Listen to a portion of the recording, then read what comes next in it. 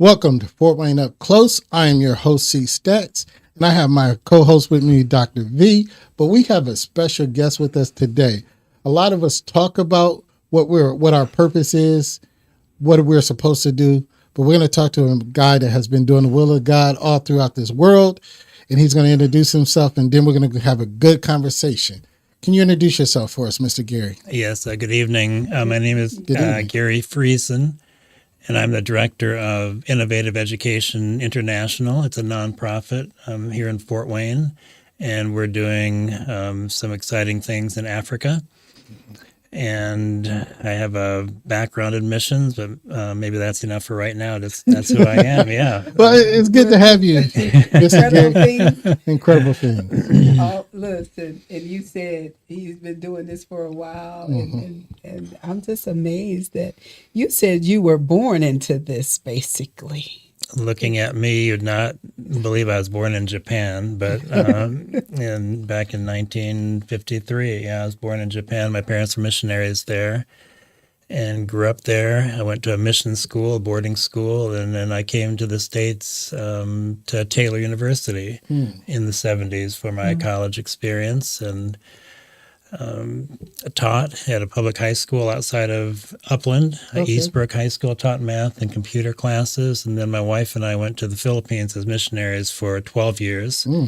And our son was a year old when we went over there, and our two daughters were born in the Philippines. Oh, wow. And so we were there for 12 years, came back in 1996, I guess it was. And then I was at Taylor. We were in Upland and at Taylor University for 17 years. I was in the academic technology department, and that whole experience was a wonderful experience and got me involved. You're familiar with the whole Sammy Morris story, which is a part of our IEI story. So that's kind of my background. Okay. That's beautiful. All right. Now, a lot of us hear about mission work, but before we get into it, just give us a brief overview of what mission work is. Well, mission work is sharing the gospel, sharing who Jesus Christ is, sharing the story of salvation to people who have not heard that. So in just very simple terms, that's what it is. Yeah. I love it. And having the courage to do that. Having the courage, having the willingness, and it can take a lot of different forms. And right now, I can do quite a bit of missionary work from here in Fort Wayne. Like I'm not in Africa all the time, but I take trips there regularly and can accomplish a lot because of air travel and communication and all of that, which is so easy nowadays.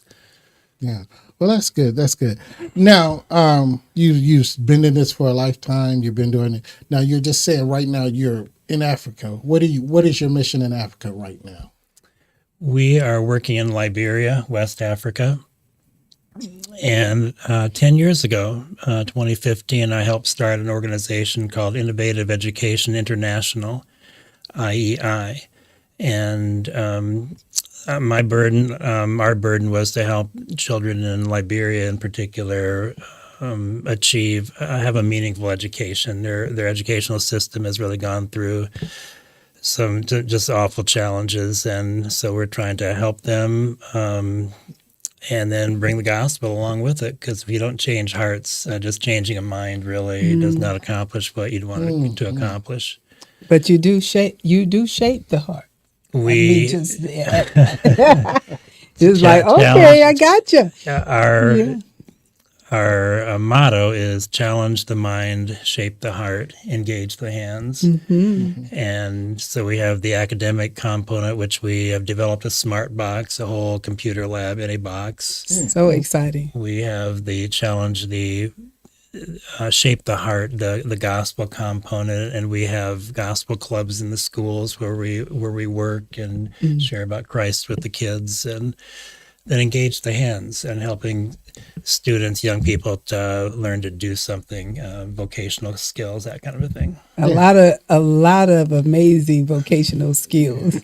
So we hopefully we'll talk more about those. Yes. And so shaping the heart. What can you expound upon that? Because a lot of educational systems do not think about the internal man from that perspective, spiritual, otherwise. But when you say shaping the heart, what does that mean to you? Well, you can go to a lot of nonprofit websites, and every one of them talks about the value of education, that education is the key for change, for personal change. It's Right. key for a nation. But that's not enough, because you look at our leaders, like the leaders in Liberia, and the Liberians would agree that, hey, these are all educated people. Many of them were educated in America, and yet the corruption is rampant, the selfishness is rampant. So it's not education that solves the issue. There's got to be a heart component too.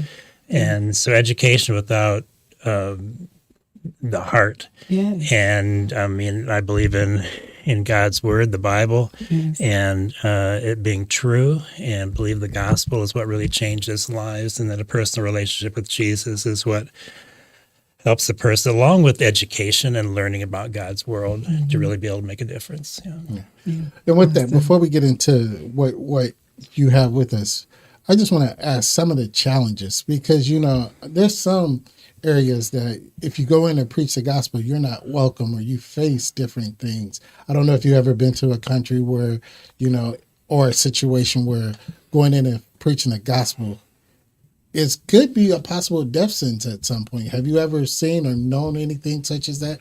I have not been in those settings, honestly. And Liberia is very, very friendly to the gospel. Liberia considers itself Liberians, they consider themselves a Christian nation. And it's kind of like America was 50, 60 years ago, that everybody just considers themselves a Christian, and people attend church. And so one of the challenges is it becomes kind of a cultural Christianity. And oftentimes you don't see people really even understanding the Bible, reading the Bible, or following God's plan. So it's been wonderful to be able to go in Liberia. You can go into any public school. In fact, in the public schools, they open their school day with devotions, reading God's word, singing choruses. Imagine that. And so you can go into any Imagine classroom that. and share the gospel. That is So so it's a beautiful. wonderful, wonderful environment to work. One of the challenges is that young people see often their superiors, their parents, the adults, really not taking the Christian life seriously. Yes. And they see it a cultural thing that really isn't what it should be. And then the kids go, well, there's not much point in church. And there's, you know, what's the value of this for me? Because I don't really see it being played out in our Right, politicians' lives if right. they claim they're Christians, and Yes. the adults that we watch. That's happening in America too. So. Absolutely, yeah. And so, but when you say innovative education, so there's a component, I'll say vertical and horizontal. And yeah, so talk to us about that. Yeah, the vertical component, relationship with Jesus. I mean, that is key for a person's success in life, for their, happiness, fulfillment. But this horizontal component, the innovative education. And I was at Taylor University. I was in the academic technology area. So I was working with teachers, faculty members, helping them to learn to leverage technology in the classrooms and so on. And I'm a math guy. So I came across a program called Khan Academy, a platform that was developed about, 15 years ago, maybe more. And I go, this is amazing. But it required the internet. And in Liberia, there is no internet in the schools. Oh, wow. They don't even have electricity in the schools, most of them. And so I helped take a team of students in 2014 to Liberia from Taylor, and we took 17 laptops loaded with Khan Academy math, and we did a 3-day workshop. It was 64 students, grades 5, 6, 9, and 12. And we did a pre-test, a post-test, and my question was, can these kids, these are rural Liberian kids, can they leverage this technology for it to make a difference? And their progress was amazing over that 3-day period. And I came back to Taylor thinking, this is going to work. Right. The technology survived the harsh climate. I mean, there's humidity. It's tropical. Humidity, dust, dirt. all those kinds of things. And I came back to Taylor. And just an interesting thing happened at that point. I found out that my job was getting changed, and they were doing some restructuring, and I was going to be without a position there for the coming year. And that's when I talked to my brother Arlen, who is with Ambassador Enterprises, who you folks know. Hi, Arlen. And Arlen encouraged me to apply to Ambassador. So this is 2014. So we moved up to Fort Wayne from Upland, my wife and I. And then I started working at Ambassador in June, and they kind of kicked off this whole project to try to change education in Africa through technology. Right. And you have some of that technology with you today. So we're going to bring you, tell us about your smart box. I'm excited about it. Well, let me just start off. Our original model was to take used laptops, which every company, school, gets rid of their 3-year-old or 4-year-old laptops to refurbish them, and then we take them over and put in a traditional computer lab. But then in that first year, 2014, 2015, we thought, maybe a portable system would be better, so you don't have to build a computer lab with bars in the windows, a steel door, all the counters and the wiring and all that kind of a thing. And so we decided to put together a computer lab in a box. So we got a $20 Walmart trunk, a black trunk. You've probably seen them. And we put a aluminum frame inside and corrugated plastic to put 20 laptops in there, and with a server and a router. So it was all self-contained. It had all the information there. And at that point, we didn't call it a smart box, but it turned into what we now call a smart box. And so that was about 10 years ago. And so we started taking those into the schools where you could just essentially pass out the 20 laptops, turn the server router on, and the kids feel like they're on a fast internet connection. And it's all local, offline content produced by the server. And so that's what we have, and then that smart box has gone through a number of iterations since then. And what I have here is, I wish I had a full smart box, but this is the brain of it essentially, where we call this a smart server. So let's say a school already has a set of computers, a set of laptops or whatever. Well, this is what they need, because with the set that they have, all those students can really do. They can learn Windows, they can learn Word, Excel, PowerPoint, but there's no access to content. And that's where this comes in, where here, this is a content, this is a brain, and it's a mini PC loaded with it's 1 terabyte of just Wikipedia, Khan Academy, thousands and thousands and thousands of books and video series, that kind of thing. You can learn pretty much anything you want to learn from here. And you have a router that sends out the Wi-Fi signal, the laptops connect to it. And the battery lasts, this whole thing will last for 16 hours. Oh, wow. Which is, we don't even think about that here in America, because we have power everywhere we go. Right. Probably 95% of the schools in Liberia have no power, no electricity. And they have no internet, of course. And so the kids feel like they're on a very fast internet connection with this access to carefully curated information. Imagine that. Oh, Right. imagine Very that. curated. You mean no pop-ups? No No pop-ups, distractions? Yeah. no social media, no gaming, no pornography, no on and on and on and on. All the things that we fight our children with, try to protect them from, it's not on here. You could leave a classroom full of kids connected to the smart box, and they're not going to get into anything they shouldn't be getting into. So I could imagine that would hold the kid almost like locked in to the point where they don't even want to go home at the end of the day. in Kenya, we have these now in 24 countries, and our main focus, like I said before, has been Liberia, but we get requests from other countries. And in Kenya, there's a boarding school that got our smart box. When we went to visit, they told us that the kids don't even watch television anymore in the evenings. Wow. They'd rather go into the computer room and just access what's on here. So yeah, That's wonderful because they can read, like you said, they can read, they can do everything. Is there something, if you could change it right now or you can add something to it, what would that be? if I could add something to this, it would be an entire Christian education curriculum. Oh, okay. We feel our platform is really solid.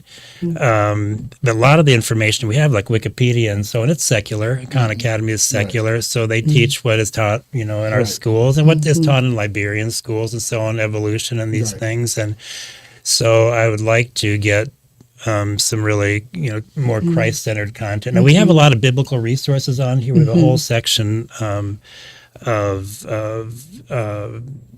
movies like the Jesus film and that kind of a thing, the Bible Project, things like that, as well as a lot of books and things that can be downloaded. But I would love to get more for like K-12, like some just solid Christian content. Yeah, that's good. Right. And I like when you said carefully curated content because, and as you stated, here in America, our young people have freedom to see whatever, whenever. And I think that can be problematic, in a lot of ways, but to just have a focus where, and it locks in their mind and it's enriching their mind versus deteriorating their mind, with a lot of the stuff that we're seeing, I really like that. Now, how do you decide what content goes in there? Do you have a team? Do you have a board? What content is chosen to go in there? There are a couple nonprofits. One is called World Possible out in California. Another one is called Internet in a Box. And that they've aggregated a lot of this content over the years. There's a lot of just kind of in the open education realm, collected content, and so we have sourced content from both of those entities. And then I had a friend actually passed away not too long ago, but he was a missionary. He spent 20 years gathering biblical and Christian content on. He gave me a 4 terabyte hard drive and another 1 terabyte hard drive full. And so I went through all of that and just started picking out kind of what I thought might be most helpful and organized it under a New Testament, Old Testament prophecy, this kind of a thing, and put a lot of that on there. And so, and other people have sent me content, and so it's kind of an ongoing process. And a person can easily add their own content, just put it on a USB flash drive, and we have 3 ports down here. Put the flash drive in here, and then instantly the 20 students on their Chromebooks can access that video or download that PDF if they want to. That is so brilliant. That's so good. I do want to ask a question. Now that you're working to improve the educational system, what metrics have you seen or improvement, or you can measure that you're a success in the countries that you've been in? One of our real successes, we've had some successes in Liberia, but one of our successes has been Kenya, where, actually Zimbabwe. Sorry, we were just in Zimbabwe just a few weeks ago, and there was a junior high school there, and they have national exams after the 7th grade year for the students to go on into high school, and the average passing rate in the country is 36% for those students. And the school that we put a smart box in, and they began using it with their students. And the first year, the students scored a 93% on that exam. And the next 2 years, they scored 100% on that exam. Oh, wow. And so they are raving about that smart box. And so word is getting out. And so we took 10 of these smart servers to Zimbabwe just, a month ago to put in schools. And now these schools don't have laptops, but another Zimbabwean guy who's in Kentucky, he teaches at the University of Kentucky, been a professor there for many years. he acquired 300 laptops from UK, and he's refurbished all of them, and already 90 of them have gone over, and the good. other 210 are going to go over to pair with these 10 of these smart servers. The smart brains. The brain, yeah. Yeah. So, and these are all rural schools that have nothing, and that are going to be blessed with this technology. So, yeah, we're hearing some real success stories. Will we get these smart boxes here in Fort Wayne, Indiana? Well, we need them. That's a really good question. Many ask. Couldn't we use something like this, even in a school, or maybe even a homeschool kids, a homeschool co-op, or whatever? And I think that's a real option. I think the challenge is our young people have had access to too much. Oh, they have been exposed, and they would feel.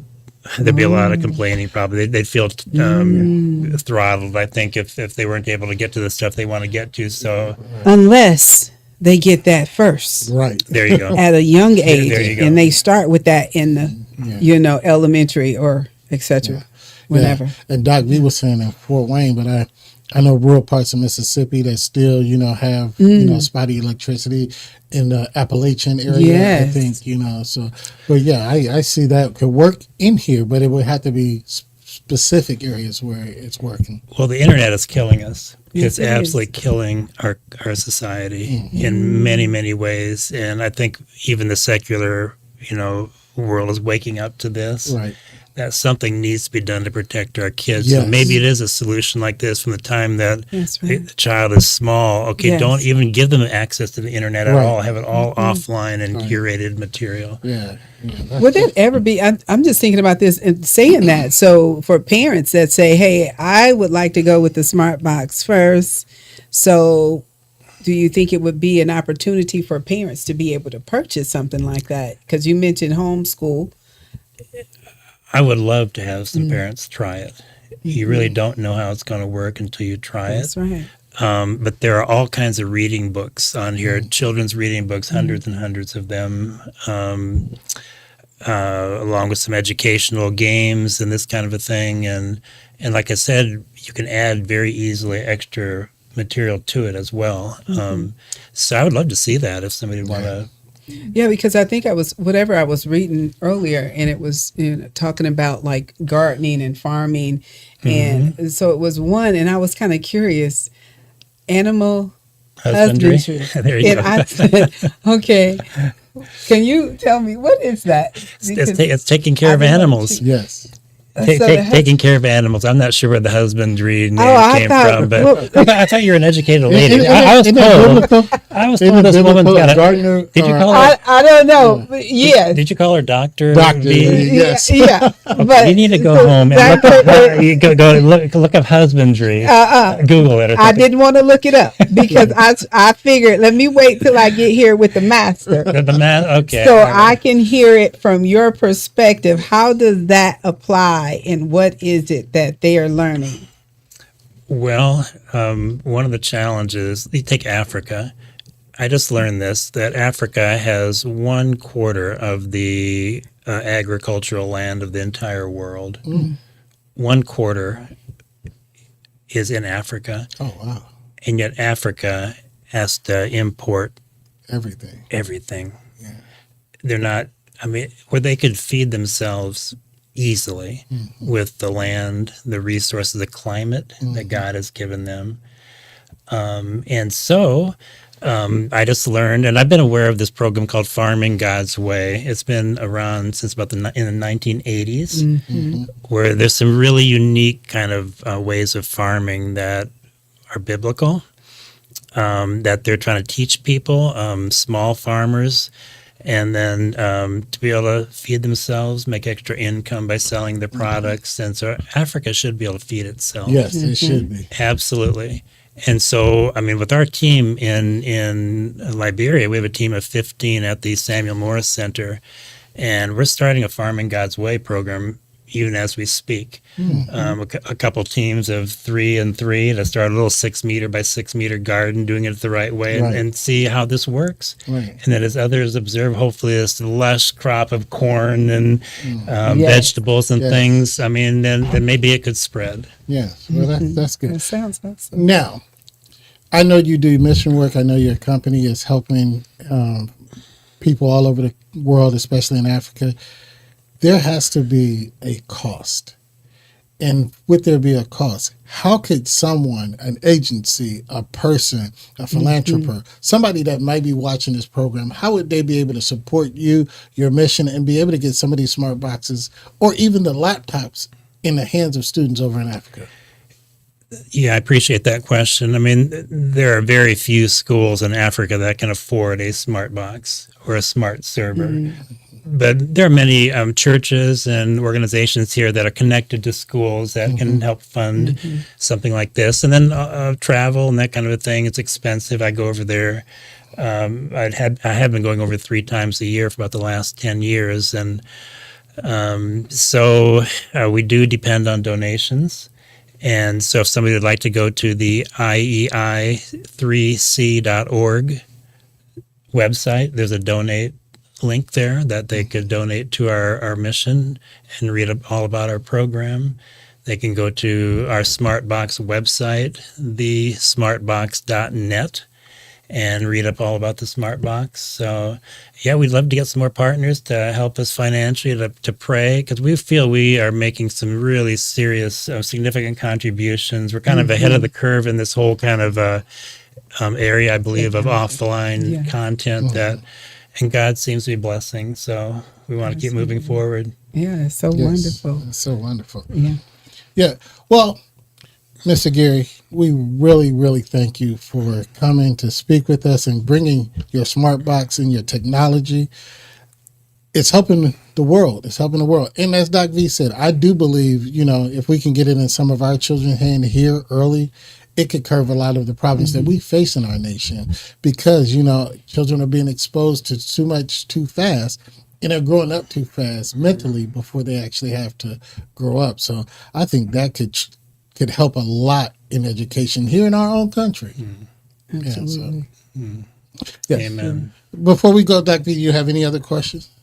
No, I'm still. I wish. I know you said you didn't bring the smart box, but I wish you had brought the smart box because I was looking forward. I was excited.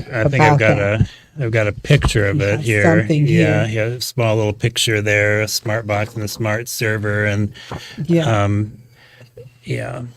Is there any chance that a person like me, a normal person that does own a school and etc., could the general public purchase a smart box? Yeah, absolutely. Okay. Absolutely. And we do make a margin on the smart box and the smart servers, which helps fund our program. So we're not totally dependent on just donations, which is a great thing. We have something of value that That's good. people can help our ministry by purchasing one. So for you, I'll give you a special deal too, maybe a small discount. Yeah. One more time, give us the websites where people can view the smart box, and if they want to help, where can they donate? Okay, the smart box is thesmartbox.net, and the donate site would be iei3c.org/donate if you want to go right to the donate page. They want to go right to the donate. Okay. Yeah, thank you so much. Yes. Yeah, we thank you again. And come back sometime. Well, we'll have you back sometime if you're doing something, new innovation, the new iteration of the Smart Box come out. Just come back and see us again. All right. I You're appreciate welcome that, anytime. Clarence. Thanks. Yes, We please thank do. you all for watching us, and go to the smartbox.org. Look it up and go to the website to support, because every mission needs help. You may not be the missionary to travel, but you can help the mission go forward. And as we always say before we leave our people, always protect your mind.